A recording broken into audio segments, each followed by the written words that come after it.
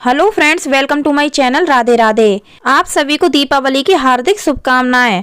आज मैं आपके साथ में शेयर कर रही हूँ दीपावली की पूजन सामग्री। दिवाली की पूजा करने के लिए हमें चौकी चाहिए होती है या फिर पाटा चाहिए होता है, तो आप अपनी पूजा के अकॉर्डिंग चौकी छोटी या फिर बड़ी ले सकते हैं। इसके बाद उस पर बिछाने के लिए हमें लाल कपड़ा चाहिए होता है, या फिर मार्केट से इस तरह का जो रेडीमेड कपड़े आते हैं चौकी पर बिछाने के लिए, आप वो भी ले सकते हैं। अब हमें पूजा करने के लिए माता लक्ष्मी और भगवान गणेश जी की मूर्ति चाहिए होती है। अगर आप मिट्टी की मूर्तियों की पूजा करते हैं तो हर साल नई मूर्ति लाई जाती है और उसकी पूजा की जाती है। यदि आपके घर के मंदिर में माता लक्ष्मी और भगवान गणेश जी की धातु की बनी मूर्ति है तो आपको नई मूर्ति लाने की आवश्यकता नहीं है, आप प्रतिवर्ष उन्हीं मूर्तियों की पूजा करें।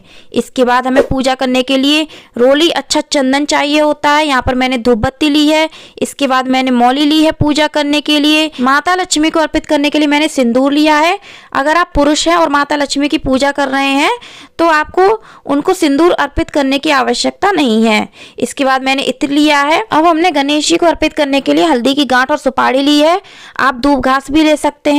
इसके बाद हमने माता लक्ष्मी को अर्पित करने के लिए यहाँ पर कुछ कमलगट्टे लिए हैं, कुछ गोमती चक्र लिए हैं और कुछ कौड़ियां ली हैं। मैंने ये सभी चीजें 5-5 संख्या में ली हैं। आप अपने अनुसार कम या ज्यादा कर सकते हैं। इसके बाद मैंने दिवाली की पूजा में रखने के लिए नवग्रह यंत्र लिया है। दिवाली की पूजा में नवग्रह की पूजा की जाती है। अगर आप नवग्रह की स्थापना नहीं करना चाहते हैं तो आप इस तरह का नवग्रह यंत्र ला सकते हैं और उनकी पूजा कर सकते हैं। इसके साथ मैंने भगवान गणेश को अर्पित करने के लिए जनेऊ लिया है। साथ में मैंने आरती करने के लिए एक देसी घी का दीपक लिया है। अगर आप कपूर आरती करना चाहते हैं तो आप कपूर ले लें। इसके साथ ही अगर आप हवन करते हैं तो उसके लिए भी हमें कपूर की आवश्यकता पड़ती है। अब हम पान का बीड़ा चढ़ाते हैं भगवान गणेश और माता लक्ष्मी को, तो उसके लिए मैंने एक लौंग का जोड़ा, इलायची और सुपारी ली है। इस प्रकार से आप इसको पान के पत्ते पर रख करके माता लक्ष्मी और भगवान गणेश को अर्पित कर सकते हैं। अब मैंने यहाँ पर माचिस ली है। साथ ही मैंने पूजा में अर्पित करने के लिए कुछ दक्षिणा ली है। अब दिवाली की पूजा एक बड़ी पूजा होती है तो उसमें हम कलश स्थापना जरूर से करते हैं, तो उसके लिए मैंने यहाँ पर पीतल का कलश लिया है। आप मिट्टी का या फिर तांबे का भी ले सकते हैं। इसके साथ ही मैंने यहाँ पर नारियल लिया है। हम नारियल कलश की स्थापना करते हैं दीपावली की पूजा में। इसके साथ मैंने यहाँ पर कलश की स्थापना करने के लिए गंगा जल लिया है, कुछ अनाज लिया है, आप गेहूं भी ले सकते हैं। अब कलश में डालने के लिए मैंने एक कौड़ी ली है, हल्दी की गांठ, सुपारी ली है, एक कमल गट्टा लिया है, एक गोमती चक्र लिया है, एक सिक्का लिया है, एक लौंग का जोड़ा लिया है और एक इलायची ली है। तो इस प्रकार से ये सभी चीजें डाल करके हम कलश की स्थापना करेंगे। इसके बाद कलश के मुख पर लगाने के लिए हमें कुछ पल्लव चाहिए होते हैं, जिसमें आप आम के पत्ते ले सकते हैं या फिर अशोक के पत्ते ले सकते हैं। यहाँ पर मैंने अशोक के पत्ते लिए हैं। अब मैंने यहाँ पर दिवाली की पूजा में रखने के लिए खड़ा धनिया लिया है। खड़ा धनिया दिवाली और धनतेरस की पूजा में रखा जाता है। इसके बाद धनतेरस की पूजा में अगर आपने कोई सोने या फिर चांदी की चीज खरीदी थी तो उसकी पूजा या तो धनतेरस के दिन कर ली जाती है। अगर उस दिन नहीं की हो तो आप दिवाली के दिन भी कर सकते हैं। अगर आपने कोई बर्तन खरीदा हो धनतेरस के दिन तो उसकी पूजा भी आप दिवाली के दिन भी कर सकते हैं। तो यहाँ पर मैंने एक बर्तन भी रखा है और सोने या फिर चांदी की चीज रखी है। यदि आपने धनतेरस के दिन कोई नई वस्तु सोने चांदी की नहीं खरीदी है तो आप अपनी पुरानी ज्वेलरी की भी पूजा कर सकते हैं। इस दिन विशेष रूप से धन की ही पूजा की जाती है, तो आप पुरानी ज्वेलरी भी इस पूजा में रख सकते हैं और उसकी पूजा कर सकते हैं। इसके बाद मैंने यहाँ पर दिवाली की पूजा में रखने के लिए सप्त अनाज लिया है। सप्त अनाज के रूप में आप चना, मटर, राजमा, कुछ दालें भी ले सकते हैं और खड़े धनिया, चावल ले सकते हैं, जौ ले सकते हैं, गेहूं ले सकते हैं।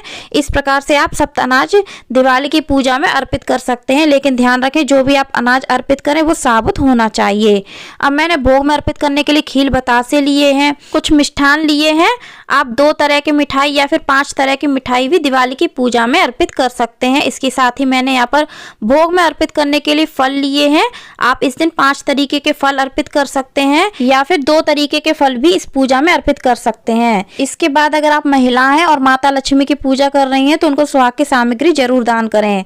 तो आप अपनी सामर्थ्य के अनुसार सुहाग की सामग्री माता लक्ष्मी को अर्पित कर सकती हैं। आप 16 श्रृंगार भी अर्पित कर सकती हैं। अब दिवाली की पूजा में अगर आप चाहते हैं तो हवन भी कर सकते हैं। वैसे हवन किया ही जाता है, तो उसके लिए आप लौंग ले लें, इलायची ले लें और धूप ले लें, साथ में देशी घी ले लें। इसके अलावा हवन करने के लिए हमें एक उपला चाहिए होता है। अगर आप आम की संविदाओं से हवन करना चाहते हैं तो आम की संविदाएं ले लें, साथ में हवन कुंड ले लें। अब पूजा में अर्पित करने के लिए हमें चाहिए होते हैं फूल।